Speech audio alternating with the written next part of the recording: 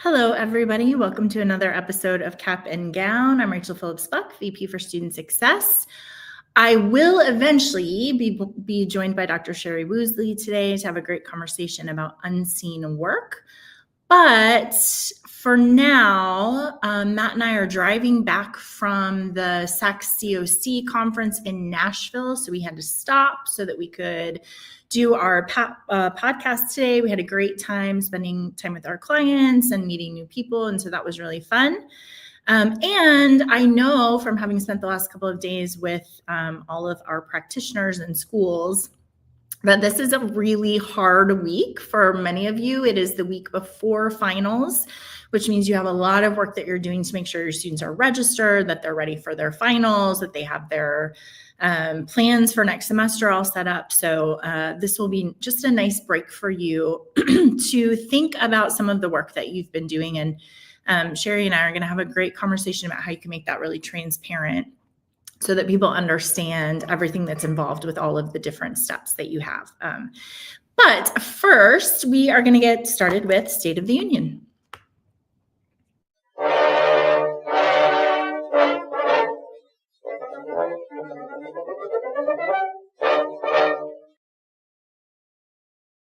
All right, you all, I don't have all of my normal tools that I usually have. So I'm going to be a little bit slower on State of the Union because I'm going to have to flip through it on my iPad, which makes me sound like I'm not used to technology, which isn't true. It's just harder than shuffling paper. So first of all, I want to tell you, some news came out just in the last couple of days out of the annual FAFSA tracker.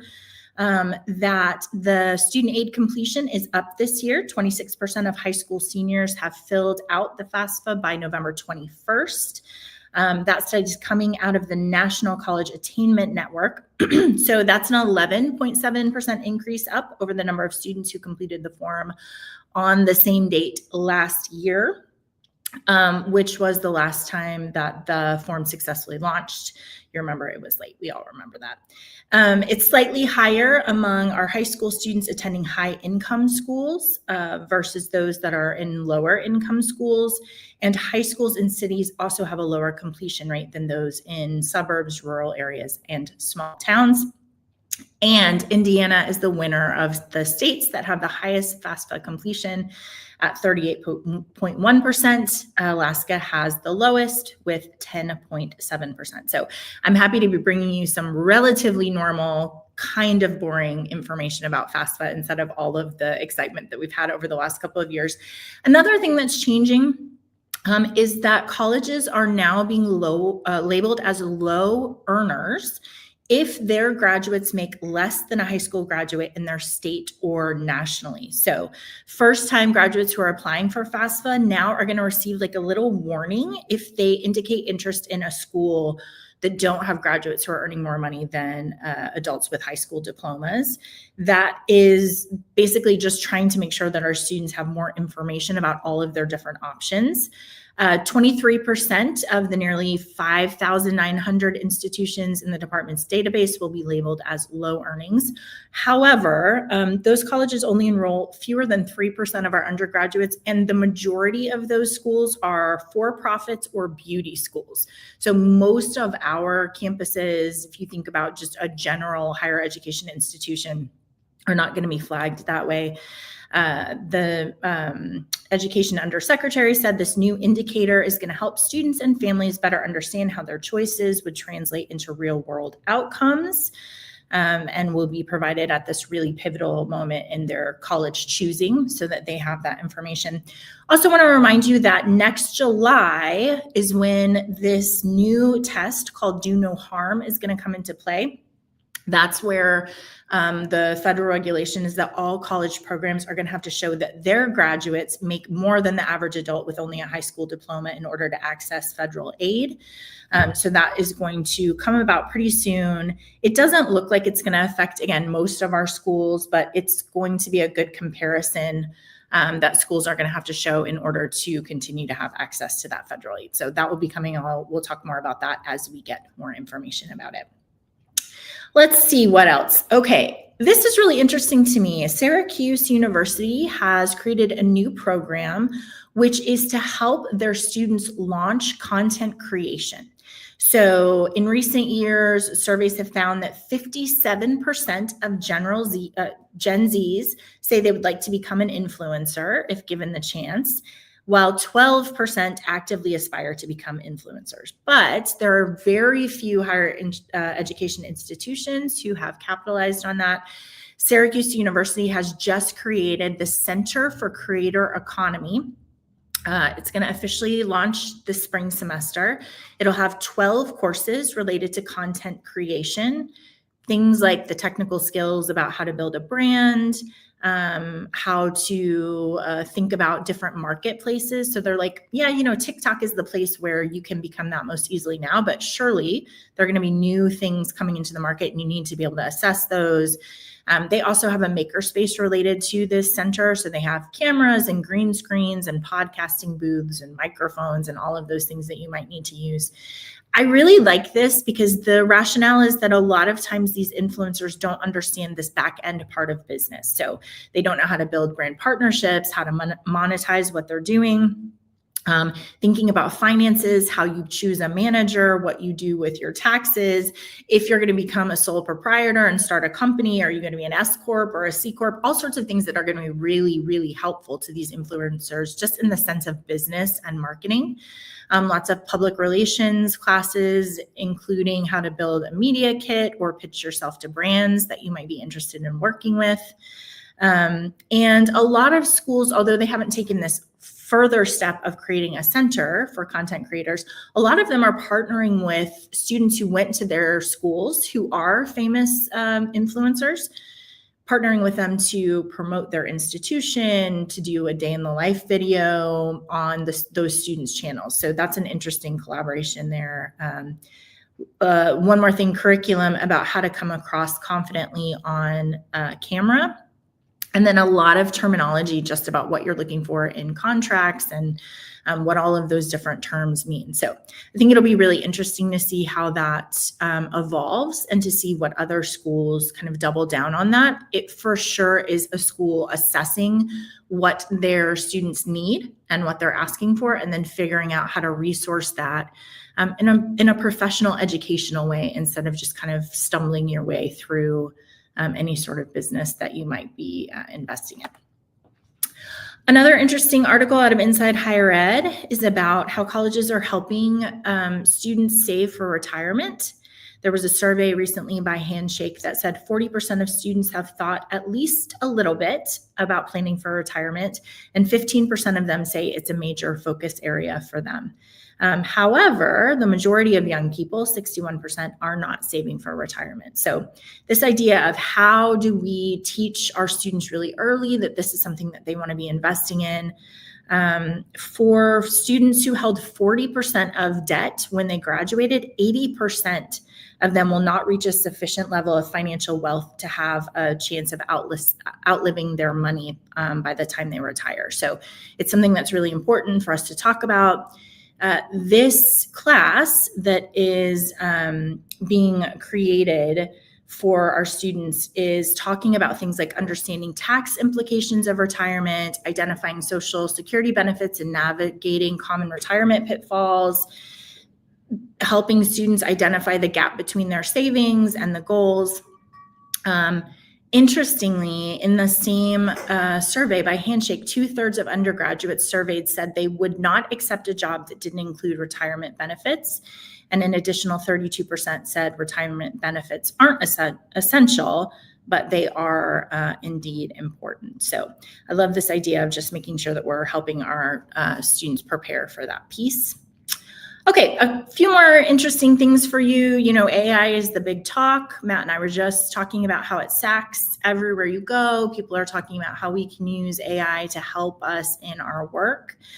And there's always this wrestle, I think, in our institutions about what do we do? Do we tell students they can't use it at all? Do we have to make it part of the curriculum? How are we training up faculty? What is the best thing to do? So this is a great article coming out of the Fortune magazine talking about if you are an institution and you are restricting or discouraging the use of AI tools, you have a fundamental misunderstanding, not only about the evolution of modern technology, but also about how AI is beginning to play a really significant role in our economy. So their analogy is that colleges operated for generations before Google searches.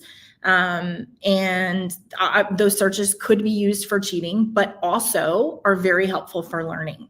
So you can imagine if a college was like, you can't use Google, you have to go back to the old card catalog, how crazy that would be, because it's much more difficult and not efficient.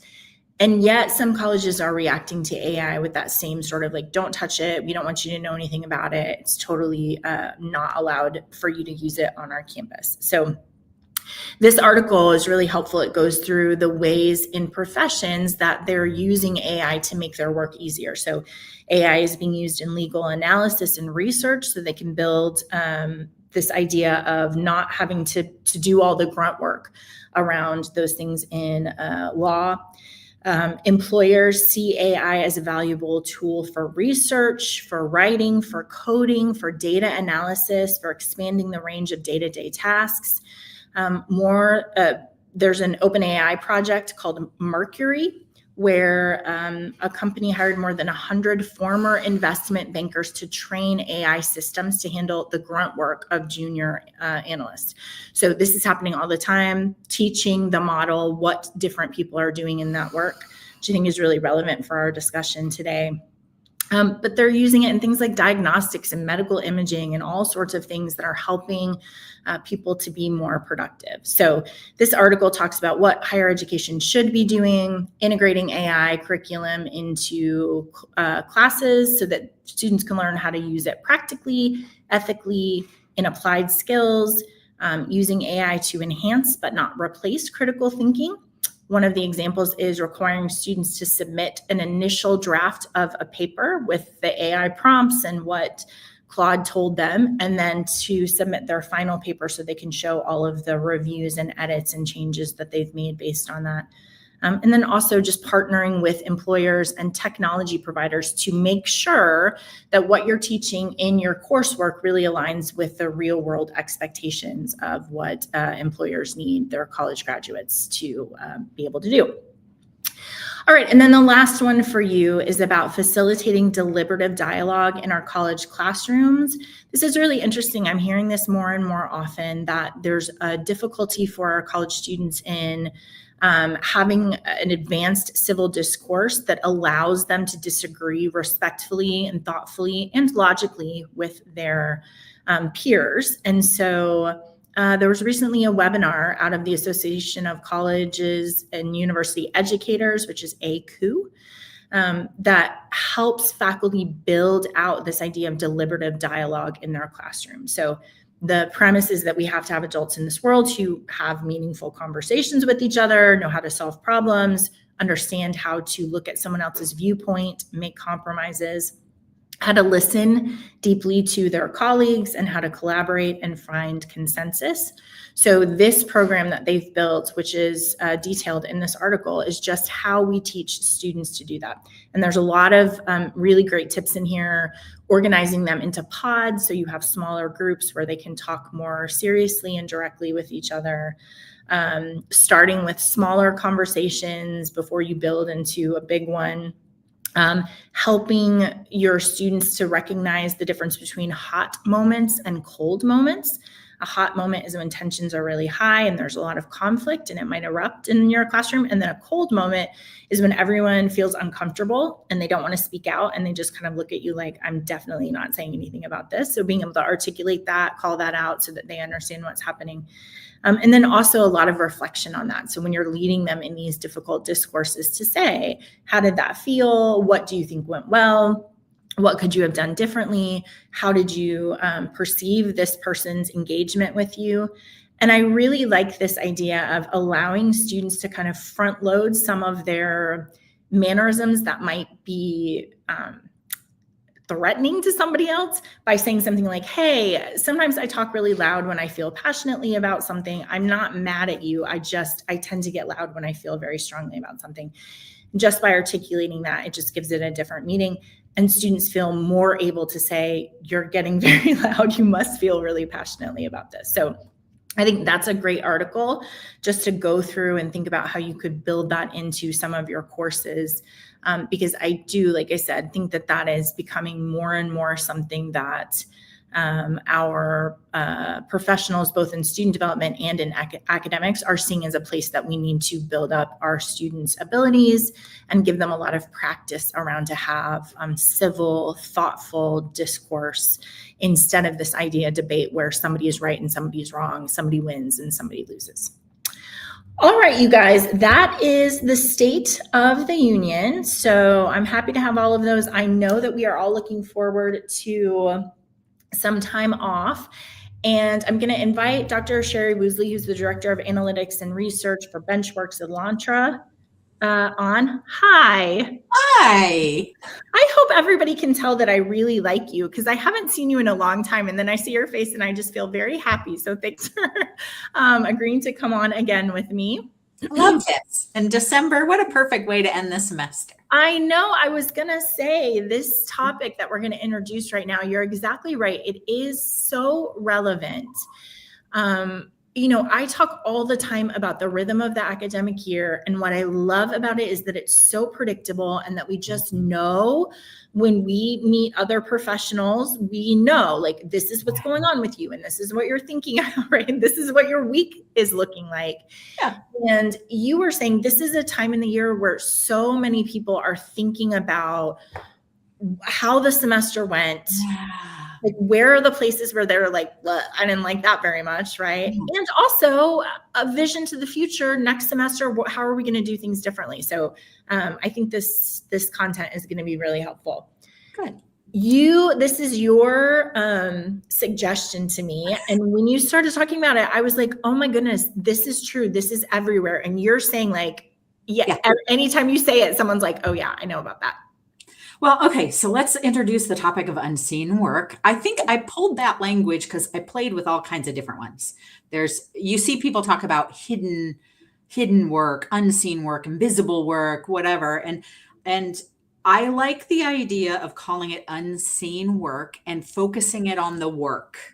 Because some of the other studies or books or other things start talking about lives and yes, you can see this in your life. Yes, you can see it in all sorts of ways, but I think there's a loveliness to grounding it in the work context. Yeah, I totally. And yes, as soon as I started thinking about this, I saw a keynote by a VP who said we need to honor the invisible work. And I was like, that's it. And I heard it from a friend of mine who's actually, he knows sort of student affairs history. And he was telling me about how he thinks that in some respects, student affairs really kind of became super valuable in the 60s, 70s, and 80s because there were crises on campus. And everybody said somebody needs to deal with these. And so they started creating really lovely student affairs pieces. And then they started building more student affairs and student development. And he's a little worried that we don't necessarily see the value of some of those roles right now because they're so good at what they do that they head off crises. Right. And so we don't know their value because they head them off. And I was like, I see it. Yeah. That's unseen work. And so, yeah, just over and over and over again, I saw it. And then I watched your guys' podcast where you were talking about Orbiting the Giant Hairball, one of my favorite books, by the way. Oh, really? Yes, it is. So I couldn't believe it that you guys were talking about it. Yeah. And I was watching a recording and I was shouting at you. No. You're like, preach it. That's right. But I think you guys were talking about the cow example, about the cows in the fields munching. Yeah. And I don't know if I made this up or it's in the book. That tells you how long ago I read the book. But I have this vision of the efficiency experts on the edge yelling, make the milk faster. Yes. Yeah. Yes. Unseen work. Yeah, that idea of, I think the technical definition is physical, cognitive, and emotional effort required to complete one's job that is not visible to others. Yeah. And when you pitched this idea to me, literally the next day, I saw this I think it was on Instagram, maybe. Yeah. It's a picture of a mom packing lunches. Mm-hmm. Okay. Yeah. And it says visible labor. Yeah. Make sandwiches. Yeah. Add snacks. Yeah. Put in lunchbox. Mhm. Okay. And then the next piece says invisible labor. Remember who hates crust. Check if it's a nut-free day. Ensure we have a protein, veggie, and a carb. Remember that Asia's friend gets jealous when you pack Lunchables for her. Write a note for the shy kid that's having a hard week in class. Check that the water bottles are clean. Mental math on grocery needs, and set a reminder to stock the lunch account. And I was like, that is exactly what Sherry is talking about. Yeah. Which is, can you just pack the lunches? And you're like, yeah, I can just. Well, and you and I have talked about this in the student success realm. Yeah. Like the when a leader or a colleague goes, can you just? Yeah. It's my least favorite. Yeah. It really is my least favorite. Yeah. Okay. So I want to talk about this idea. Another example that came out for me is, we always talk about, in fact, you and I were just saying this, like in development work, when you're developing something, some technology, and you have a client or a person that's like, hey, I just want to button that. Yeah. Or I just want it to do this thing. Yeah. And then, Sherry, I think part of what we're saying is you have to say, okay, let me explain to you what that would mean. Yeah. Because we can do the button easily, but then who can see it and who can change it and what happens when you push it and where does the data go and how do we do it? Like all of that stuff, which if you're a professional, you do internally. Yes. That's what you're talking about when you're talking about this piece of unseen work. Yeah. Right? Okay. So the way that I've been thinking about this, and I think I sent this to you, but we can talk through some of it, is I've been thinking about what are the conditions, the factors, the things that create unseen work. And so like one of the things I'm thinking about as you talk about the button, right, is there's all this stuff behind the scenes. Yeah. And so the way that I've started talking about it is the hidden effort, the behind the scenes things. And I was thinking about all the ways that hidden effort, like, I don't know, arises. Mm-hmm. So it can be things like maybe the person's hidden. You ever had a colleague who's in another building and you just don't see all the stuff they do, right? Like, sure, or maybe you've been the colleague who even like, or I think about like when I go on the road to a conference, I'm not visible to the people back in the office. Right. So suddenly what I'm doing and the fact that I am on 10 hours a day, they don't see it. Yeah. They really don't. So I think there's that. I think there's the work behind the scenes, meaning it is sometimes there's things that are behind the curtain, if you will. I saw an example of a VP talking about how he had two different groups on campus that were arguing two different points of view. And he was running back and forth talking to the two different ones. And he said it had to remain hidden. I can't go out and say, well, I talked to both of them. That's going to exacerbate everything. Sometimes some of our work is behind the curtain.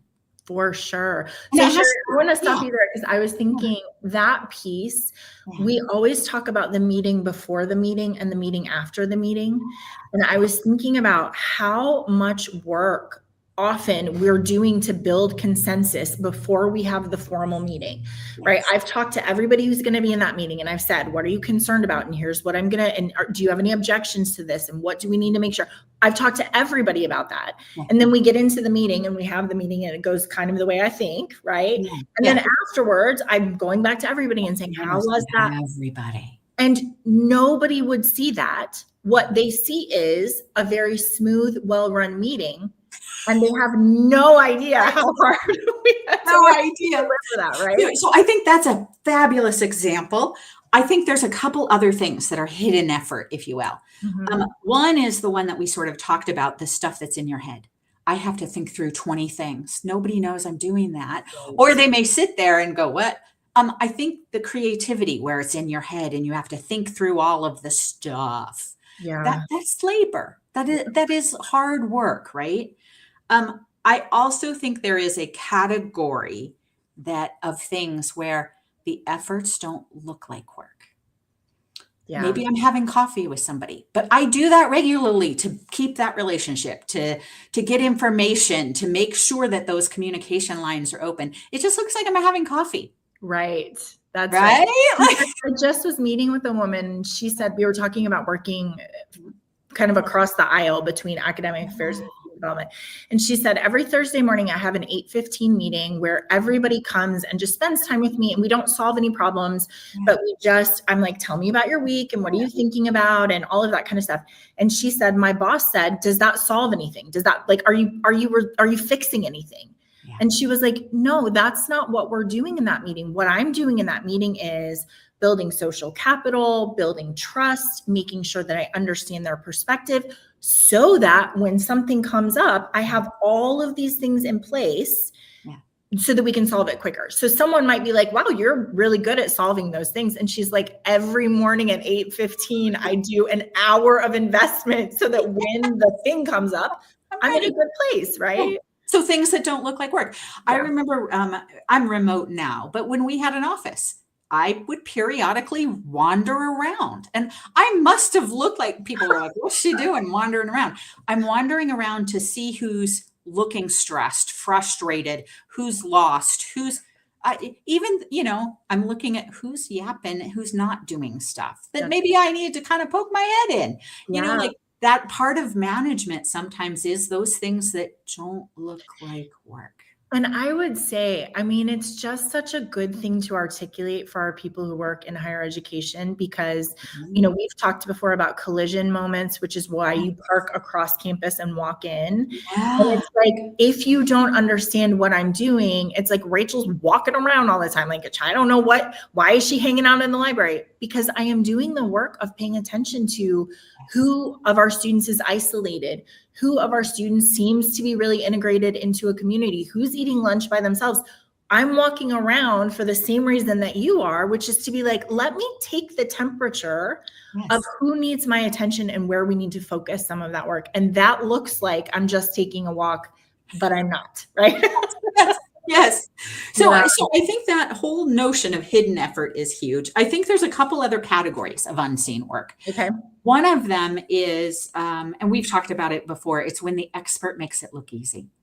Yeah. That you don't know all the stuff that they're thinking, all the stuff that they're doing.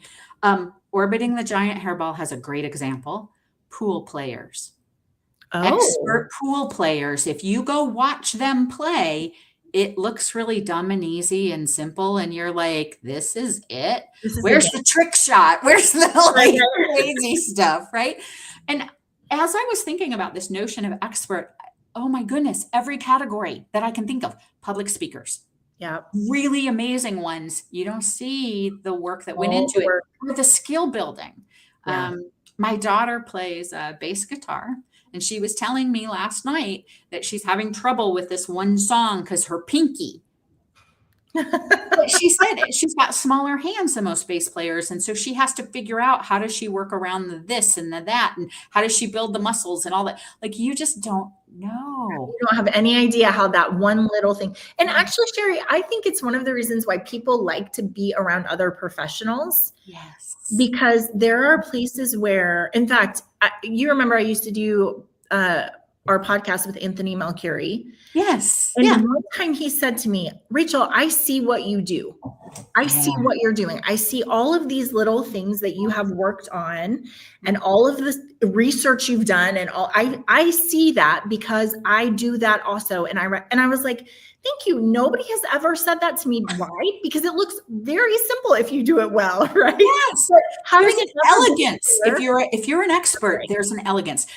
Even think like faculty members who are amazing. Yeah. You don't know. Or the other one I was thinking of is leaders. Really good leaders. You have no idea all the things they're thinking, processing, all the stuff they've learned, all the stuff they continue to learn and self-reflect on. There is a reason so many people go, oh, I could do that. Right. Because they haven't really thought about all the unseen work. And let's be honest, we've all done that. Like, not to like badmouth people, we've all done that. Yeah, for sure. And yet, if somebody were to come along and say, are you sure? Do you really want to be responsible for all the outcomes? Do you really want to do this? Do you want to have to do this? Do you want to have to? Then you start going, oh, no. Why don't you shadow me for a day? How fun do you think that is? Yeah. I was thinking, I think probably in between those two things about expertise and this idea of kind of leadership is how hard it is to explain something well. Mm-hmm. And I think you and I are similar about this in that I will understand a thing and I will spend a very long time being like, okay, how am I going to translate this into something that's understandable, that is sticky, that I don't have 4 hours to help somebody understand this. How do I explain something really well? And then we go to a meeting and I do it. And it's like, oh yeah, that's really simple. Yeah, thanks. That was a simple concept. And you're like, days. That took me days. Yes. I was thinking about that. The way that you explain success debt. Right. Is a perfect example of that, where somebody really has thought through it. Okay, so one other condition that creates unseen work that I want to tell you. Yeah. Is to me around outcomes. It's when the outcome is prevention or absence, like I gave you the example of student development and student affairs. Yeah. But I also think in some respects, sometimes student success is that way. When the outcome is that you're creating an environment and supporting a student so they stay. Yeah. You don't, unless you have some numbers or something, there's not anything. I also think in situations, and student success falls right into this, when there are not clear links between our efforts and the outcome. When the outcome is really complicated and has lots of factors, how do you say that our efforts did led this? To that? Yeah. Right? Okay, so Sherry, let's work backwards because I do want to apply this to this idea of student success. So one of the things I was thinking about in terms of this outcome piece. Yeah. I was working with a school a couple of years ago and they had lower retention than they had before. Okay. And in the meeting, the discussion was, why is this our retention? I don't understand what. And the director of retention was like, okay, this year, we have had 2 hurricanes. Yeah. We had a res hall that is out of, they're working on it. So we had to put everybody in our older res hall. We also had a res hall where all of the laundry rooms broke. So we asked all of our freshmen to cart their laundry in baskets across campus to a trailer in the middle of campus to do their laundry and then cart it back, which is horrifying, right? Yeah, I would hate that. Oh my gosh. Yeah, I don't want to do that. So, and 3 other things. And she was like, one of the hardships is we have this retention outcome.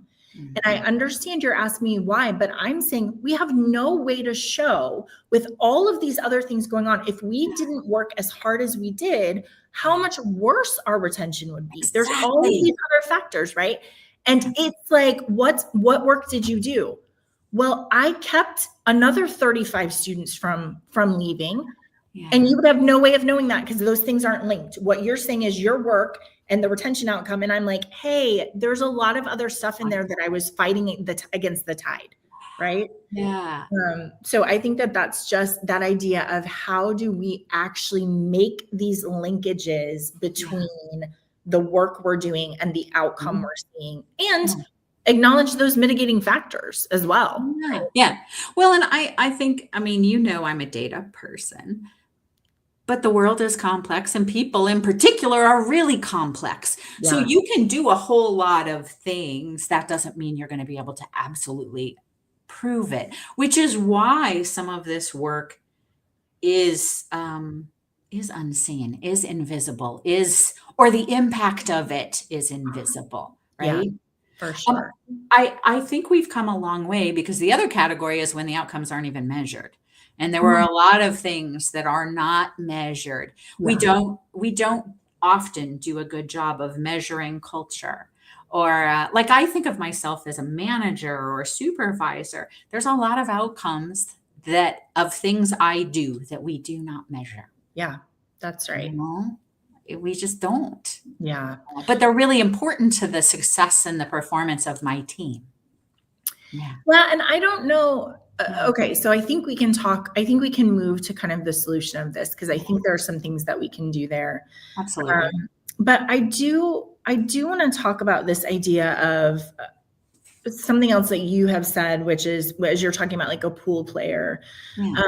which is the underestimating the value of experience. Yeah.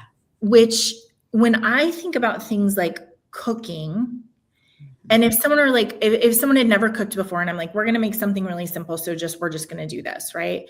And then I'm like, wait a second, I'm starting up here, and we literally are talking about, how do you know the size of the flame on the gas stove to cook? What does low medium mean, right? And when do we do the salt, and when do we, and there's an underestimation, I think both for people who are doing the unseen work, as well as those who don't. Like, and you're thinking about a lot of things that you don't realize you're holding in cognitive load in your head. Yeah. Matt and I were just listening to this podcast about I think it was called Swim Towards the Shark. Do you know This American Life? Yes, sure. Love that one. Yeah. This was one, Swim Towards the Shark, and they were talking about these people were out in the ocean, and this guy was getting attacked by a shark, and his two friends took off after him to go and save him. Okay. And Ira Glass was like, well, why did you do that? Like, weren't you afraid you were going to get bitten?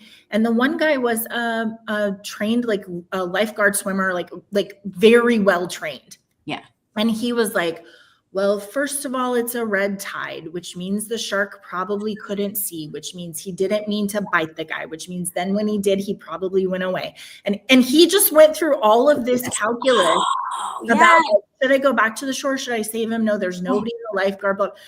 And when he laid it all out, I thought, that is such a good example of him being like, well, sometimes you just know what you should do. And then when you dig into that a little bit more, there's all this unseen calculus that goes on in his brain to say, this is the right decision. Yeah. And that's hard to unpack and teach, because oftentimes you don't even know what are all the things you thought of. No. Right? Well, I think that is where sometimes organizations get into trouble with assuming that, we could just replace somebody with a new person. And you're like, do we understand all of all of the relationships, all of the thinking, all of the experience? They know not to go over to that office. That office can't help. They know a ton of things. Yeah. And we talk about institutional knowledge, but I think sometimes we underestimate. Well, Sherry, I wonder if it's actually a good way to uncover some of that hidden work by saying, there are things that you would write down. We want you to document what you do. There are things that you would write down, and that's the work we know you do, right? And then I run this, and then I do this, and then I check this, and then I look at it, whatever. But one of the ways to really uncover that unseen work is to then go through and be like, can we fill in the gaps between all of these things that you've never articulated? That thought process, that social capital, the decisions that you're making and how you're weighing things and all this stuff. We just don't make it transparent. No. Well, and one of the things I think that we need to be a little bit careful of as we talk about unseen work is there is this notion of make everything transparent. Right. And we got to be a little careful of that, because I mean, if I had time to know everything that my people do, I wouldn't have a job because I wouldn't have time for any of it. Right. So I think there's this thing of bucketing or categorizing things so that we understand what kinds of things fall into what buckets. Where do we really need expert knowledge? Where don't we need it? Mm-hmm. Where is there a big difference between the effort and the outcome, so that we understand where we're investing unseen work? Yeah. But I have, and I'm sure you've had experiences like this, where you've gone into an organization and the person above you doesn't know your stuff, and they're like, well, we'll just make checklists and I'm like, oh my goodness, you're going to have me spend more time on the checklist than actually doing the work. And that's not good for the organization either. For sure.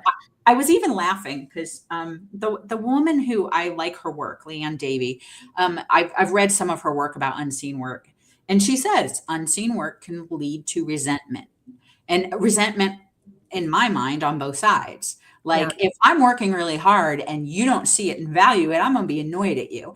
Yep. Or if I'm looking at you going, she doesn't look like she's What do working you that hard, do? and I'm working really hard, I'm going to get mad at you. So it kind of can go both. Yeah, that's really interesting. I think it's related to this other caveat that I think we have about unseen work, which is, in slow productivity, he says you have to trust unseen work because displaying busyness to prove that you're working is also not healthy, right? So there's this weird line of like, we don't want to do performative busy work. Right. I'm sending emails, I'm always answering, I'm blah, blah, blah. But are you really doing any like meaningful work? No, because you're so busy performing busy that there's not a lot of substance. And at the same time, I would say a lot of people I know, to your point, are on the other side, which is, you've asked me to do something and you have no idea how complicated that thing is. And I'm not wearing it as a badge of honor. And I'm not saying like, oh my gosh, now I have to blah, blah, blah. I'm just saying, if it's that important, I need you to understand this is what you're asking me to do. Is that what you want me to do? Yes, it is. Okay, great. Then I'll do it. Right. Yep. But you do have to be very careful about how you balance those two things. It's such a line, isn't it? Well, and I was even thinking oftentimes when we think of unseen work, we think of it from a negative light, right? Like if people don't see it and I'm not getting credit, but there are certain parts of our jobs that we kind of do want to be unseen because we want it. We want to have autonomy for how we do it. We want to have freedom for how we do it. For sure. And if you're going to like how many people talk about being micromanaged? Nobody wants that either. So I think you're exactly right to think of this is a tough line. So Sherry, that's really interesting because I was thinking about, Matt talks about backstage work, like work that you do that maybe your customers or your students don't see. And so it's interesting, right? Because you have these two pieces. You have like, I don't want my students to feel like I'm working so hard to figure out where you are so I can get you to go to class. Or I have been to the cafeteria 5 times this week to try to find you. I'm happy you finally showed up. Like, we want that to feel to them very, very effortless. And like, I just ran into you and I'm genuinely interested in you. Not that I've done all this busy work for that. Yeah. You're not a burden. I actually care about you. Right. Yeah. But then also there's this other piece of then like your colleagues or your boss who you at least want to understand.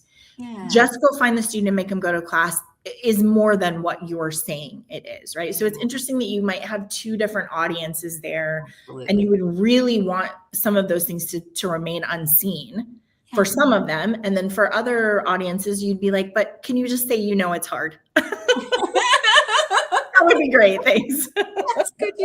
Well, isn't that in some respects sometimes why having a boss who understands the work is so valuable? Yeah. Because they know when they ask you something and they're kind of like, I know this is really hard. It's a lot. Yeah. Please squeeze this in. And they're coming from a place of knowledge and that's helpful. But oftentimes we don't get that benefit. Yeah. And that's interesting too, because I think that comes from a place of trust. Yes. Where first of all, I would hope that anyone I work with would know if something is a lot. Yeah, and I seem to not understand that they would say. In fact, one time Rachel Elam said, hey, Rachel, I just want you to know when you forward a ticket, you just forward it to support without including the client. Let me show you what I have to do. And then she's like, I have to go into the ticket and I have to find who sent it. And then I have to add them in and then I have to send a reply and then I have to add you. And I was like, oh my gosh, I'm so sorry. What can I do? And she's like, if you'll just include them on the reply and say, I forwarded this to support, I don't have to do those 10 steps. And I was like, thank you. Easy. Yeah. Totally welcome. Yeah. I love that trust both ways to say, I'm allowed to tell you when it's really hard. And then also I think as a leader to be able to say, I know that you actually are willing to do a lot of work, a lot of hard work even if it's not important to this task. By that, I mean, I've asked you to do something and you know it's going to be 5 days. And I need to say, how much work is that going to take? And if you say 5 days, I'm going to say, you know what, never mind. We'll think of something else. Yeah. That Let's is figure not- out a different way. We're going to do something That's else because that is not- not 5 days worth, right? Yeah. So it's a really interesting balance of how you trust each other. Yes. I will take care of you and listen to that, but also you have to be able to tell me what those things are. Yeah. So, yeah, it's good. Okay. So let's see, a couple of other things that we want to make sure we talk about. We talked about, can you just do this thing? I was just talking to somebody who said on their campus, someone was like, hey, can you just align our spring 6 week and 12 or 6 week and 12 week and 16 week courses with our summer courses so that we can always have this amount of time between them. And she was like, I don't think you understand. No. I don't think you understand what you just asked me. And so then she said, here are all of the constituents who would be involved in that. We have parents, we have students, we have registrars, we have faculty, we have all of these when our res halls are open, when the cafeteria is open, and laid it out. And is that what we want to be doing? And the person was like, okay, never mind. I thought that would be a good It sounded idea. really good in my head. I'm sorry I spoke it. Yeah. If we could just do that, that would be really great. Thinking of another example of the unseen work that takes to build a program. Yes. And Sherry, you and I know, I mean, people adopt technology and they adopt surveys and processes on their campus, and they build so much faculty buy-in and procedures and expectations. Yeah. And then you have a boss who's like, hey, we get this other thing. It's free. We're going to do this. And you're like, you have no idea how much unseen work I'm about to have to do because I'm going to burn this thing that I've just invested in. Yes. And have to start all over again. And I think that conversation is oftentimes overlooked. Well, at change management, there's so much of it that doesn't look like work, and it is so fundamental to the success and outcome of a project. Yeah, that's absolutely right. Okay, so let's talk about some things that we can do. Okay. You talk about this idea of, first of all, individually, I have to notice, what am I doing? Can you talk about that? Yeah. Well, I will tell you, like, this whole notion of unseen work has been a theme of my work world for a decade. And I just never had the quite language to it. But I think we have to understand, like, we live our jobs. What do other people not know? What do they not see? And what of it is, like, as you said, I'm putting a bunch of work to get something simple, so they definitely don't see it. Yeah. So I think there's an evaluation and unpacking. I need to look at what the kinds of, and I always think of categories, not every task. What kinds of categories do I have? What's the labor involved in those categories? And particularly, what are the situations where there's big gaps between labor and outcome? Because I might need to do some explaining in those spaces. And the other one that Leanne Davey wrote about, which I thought was really good, it probably doesn't apply as much to my work as it does to other people's, was where are the things that require a lot of emotional effort? Oh, yeah.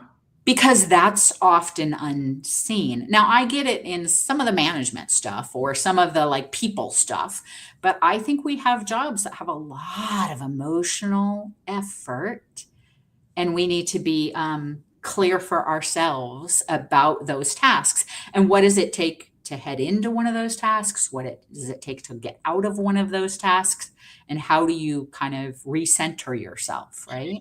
Yeah, you know, it's interesting. We have been talking a lot about the thought process work, which I think our faculty would really appreciate, because they're like, I have to have space to think deeply and do my research and those sorts of things. But, you know, for a counselor, 20 hours is full time.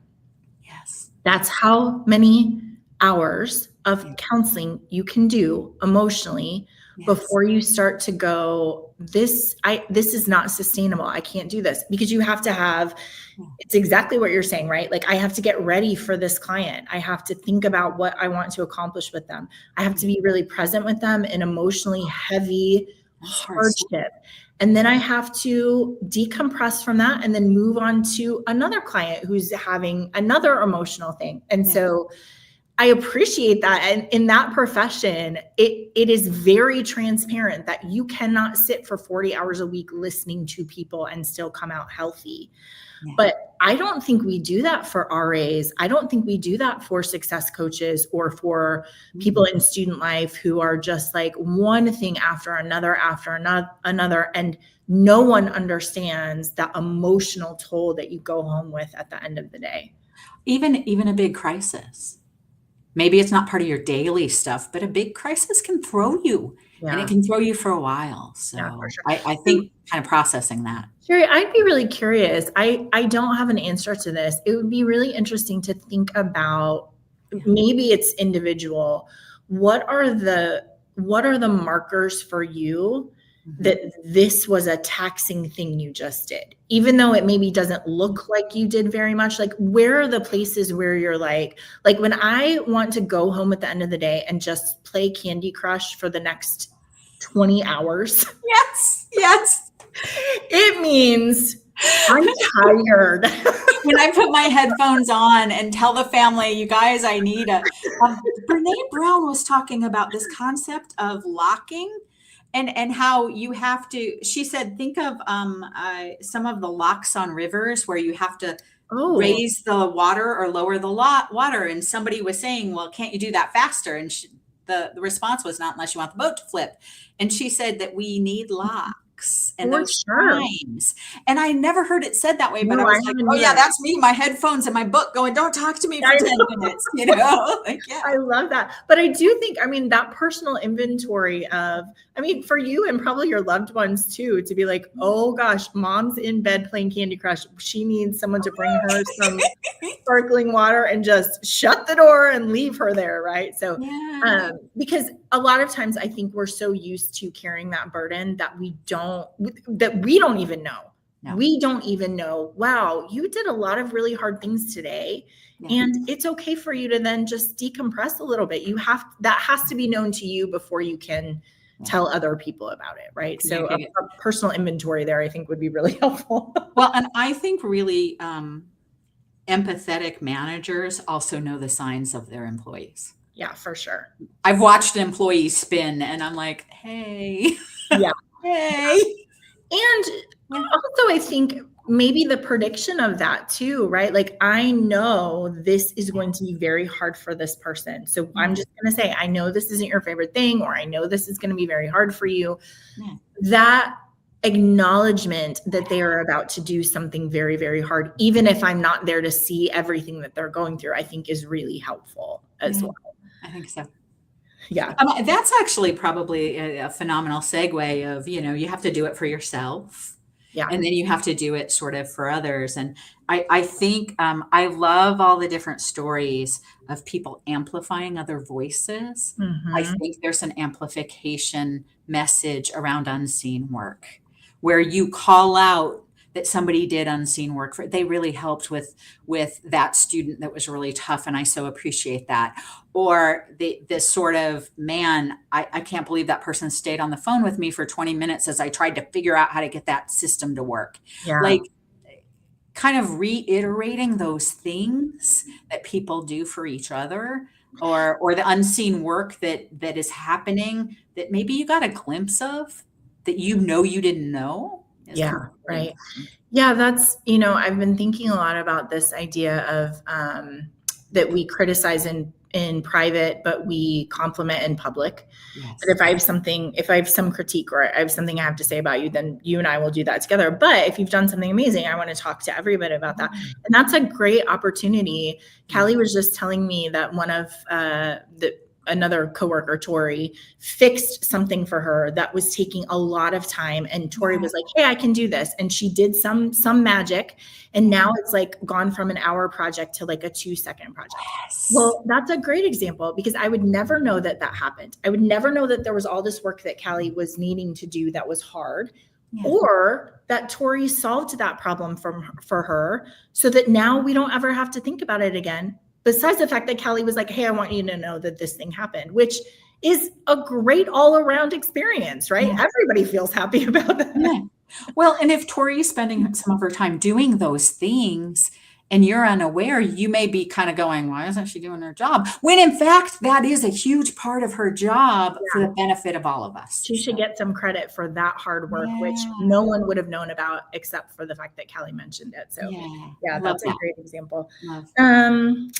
I do really think, especially if you're a manager or, Sherry, I think we could also say this about students. I like the idea of saying, can you show me what it takes to do that? Because we're wrong a lot of times. But I'm thinking about a student. I mean, I have seen emails to students before where if I said, show me what it takes for you to register for your classes, and they show me this email that they got that's 18 paragraphs long and 7 steps they have to do and 5 people they have to talk to. And they're like, well, first I have to open and digest. I have to understand this thing. Right there, I would be like, hold on a second. This is really much harder than I thought it was. So I'm probably going to complain less about my students not registering and try to figure out more resources for how I can make that an easier process now that I understand what it is that we're asking of you. Absolutely. Right? So I really love that. Just, can you show me what it takes for this so that I can have a clearer picture? And I'm not going to memorize it. I'm not going to be able to do it afterwards, but at least I'm going to have a clear picture of what I'm asking. I'm going to be a lot more empathetic to you when you say it's hard. Yeah, for sure. And I'm also going to, with that amplification thing, when other people say it's hard, I'm going to be a voice to say, or when other people say, well, can't they just, I'm going to go, I don't think you understand what it takes. It's more than you think, for sure. Okay, let's see. You have one other, which is increasing visibility of others, which is this idea of amplification, right? How do we call out those things? I always laugh about the president who I showed all of the student success work that people are doing. And he said, that looks like a lot of work. And I was like, yes, it is a lot of work. And it's really important that you understand it so that you get your people the tools that they need in order to do that successfully. Because he just had no idea. It's like, identify a student and go make them go to class. And you're like, no. There's a lot of other things there that we have to talk about. And like that VP said, we need to honor this work. And you can't honor it if you think it's simple. If you think it's easy. That's exactly right. I also was thinking with this one about the idea of, I worked with a school before where their outcome was, we contact students constantly. I think what the boss heard was, we're running statistics and we're contacting students constantly. And because he didn't understand the actual, this work wasn't being done, but because he didn't actually understand what should be happening, what he said to me was, we email students 5 times and they never respond. And I'm looking at the data that's saying this student has gotten an email from us 5 times, right? And I'm like, the hard part is because you don't understand the unseen work that should be doing, that should be getting done. You are counting and measuring the wrong thing. That is not the job. And if you don't understand that, then you're like, she's doing what she should be doing. They're just not responding. And I'm like, that is not, did they do these 25 things? If they didn't do these, then you're not going to have any results there. Right. So we measured, it's the measurement, you get what you measure. And is that really what you wanted? You wanted the number of anybody? No, it's not helping anybody at all. Okay, so Sherry, I have some action items for us, but I do want to talk about one more piece, and that is, I just think about the unseen work. I want to call out something that is about to happen that I've had a lot of conversation with people, especially in the last week, and that is academic suspension appeals. Okay, I know it's not the topic of our conversation. However, Yeah. First of all, accepting an appeal is the easiest part of that job. Taking the rubber stamp and saying yes or no is the easiest part of that job. Yeah. And if you don't understand the job, you'd be like, you just sit in a room and you say, what do you guys think? Yes, no. I mean, it's like a bet. We'll just see kind of what happens, right? But I think about, first of all of the time that people spend in a room, weighty considerations about what we're going to do this for the student to set them up for success, to make sure that we're not putting them in a situation that they cannot be successful. Right. So both, we want to give you a path, but also we don't want to your detriment either way. Yeah. And I was just talking to somebody who was saying in those suspension meetings, the appeals, it is like they're doing things like looking at patterns of attendance. So they don't want to know how many absences. They want to know, was there a week that was very hard for you where you didn't go to any classes, but then otherwise you did a great job? Or was it every Wednesday because you had a job that made it hard for you to get into your class? And so we want to talk about that. And I bring that up just to say that level of detail, if you haven't done that kind of work, would never occur to you that people are spending that kind of time trying to discern what is the right thing to do for the student. And you have to be able to articulate that. Here's how much care we give to these suspensions, because we don't want to say, yeah, let them back in. And then they struggle. And we're like, well, yeah, sorry, that's hard. You know, sometimes you struggle and there's nothing to be done about it. That's easy work. It's easy just to say, yes, good luck. Right? I love that example, and I love it for because of the thinking and the care and the other things, and because it does communicate so many things, and it's so much better if you describe that to a leader than we spend 20 minutes on each one. Yeah, that's exactly right. Here's exactly what we're doing and thinking, and that's important for you to know. Okay, so our action items, and again, this is really good timing. First of all, document 1 or 2 things, the most challenging things where the idea is you have unseen tasks you maybe never have articulated.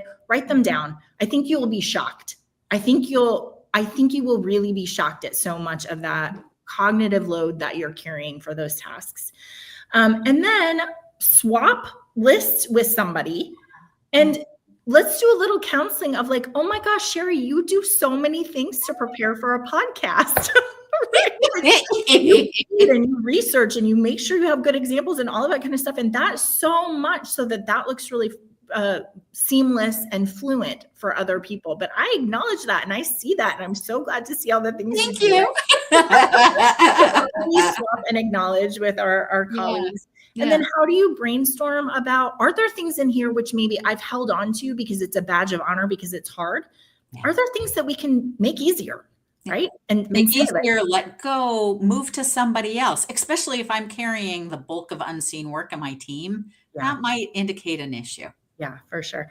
And then lastly, how do we commit to help our colleagues with that unseen work, either by acknowledging it or helping them think through how they can do that a little bit differently so that it's not quite as hard.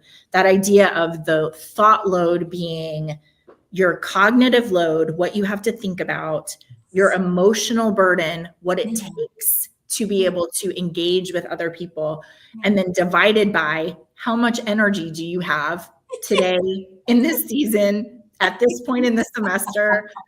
All of those things are really helpful conversations for us to have with our colleagues, to just uncover it and to do a better job of acknowledging some of that unseen work, which can for sure build resentment.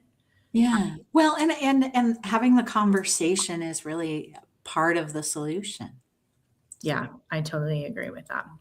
Well, thank you for another great conversation. I think this is going to be something that we're going to have to put into practice at Ferris, because I would just hate to think that there are things that people are like, Rachel has no idea how hard that is. And she asks me to do it all the time. And I'm going to be like, make a list for me. I'm not going to memorize it, but at least I'll be able to see like, that's a lot of things that you're doing. So help me understand. Let's dig in a little bit without micromanaging. Just understanding. All right, friends, thank you so much. I hope you have a great rest of the 2025. And then we have a new year right around the corner. Thank goodness. You're be fun. Good to see you. All right. Thanks, guys. Bye.